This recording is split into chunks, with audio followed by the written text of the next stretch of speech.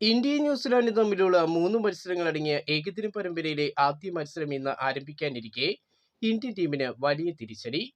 Indian wicket keeper ബാറ്ററായ Rishabh പന്തിന് പരിക്ക് പറ്റിയതാണ് ഇന്ത്യക്ക് തിരിച്ചടിയായത്.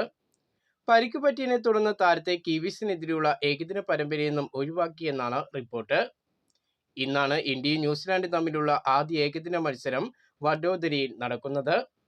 മത്സരത്തിന് മുമ്പ് നടന്ന പരിശീലനത്തിനിടയിലായിരുന്നു പന്തിന് പരിക്ക് പറ്റിയത്. പരിക്കൽപ്പം ഗുരുതരമായതാൽ ഡോക്ടർമാർ പന്തിന് വിശ്രമം അനുവദിച്ചു എന്നാണ് റിപ്പോർട്ട്. ഇതോടെ കിവീസിനെതിരെയുള്ള ഏകദിന പരമ്പര ഋഷഭ് പന്തിന് നഷ്ടമായിരിക്കുകയാണ്. ടീമിലെ പ്രധാന വിക്കറ്റ് കീപ്പർ ബാറ്റർ KL രാഹുലാണ്. രണ്ടാം വിക്കറ്റ് കീപ്പർ ബാറ്ററായ ഋഷഭ് പന്തിന് പരിക്ക് പറ്റിയതോടെ പന്തിന് പകരം മറ്റൊരു വിക്കറ്റ് കീപ്പർ ബാറ്ററെ ടീമിൽ ഉൾപ്പെടുത്തേണ്ടി വരും. പന്തിന് പകരമായി സഞ്ജു സാംസൺ, ഇഷാൻ കിഷൻ എന്നീ താരങ്ങളെ ടീമിൽ ഉൾപ്പെടുത്താൻ സാധ്യതയില്ല. നിലവിൽ ഇന്ത്യയുടെ ട്വന്റി ടീമിലും ലോകകപ്പ് ടീമിലും ഇരു താരങ്ങളും ഉള്ളതിനാൽ ഏകദിന ഫോർമാറ്റിലേക്ക് എത്താൻ സാധ്യതയില്ല. അതേസമയം ധ്രുവ് ജുറേൽ, ജിതേഷ് ശർമ്മ തുടങ്ങിയ താരങ്ങളെ പന്തിന് പകരമായി പരിഗണിക്കാൻ സാധ്യതയുണ്ട്.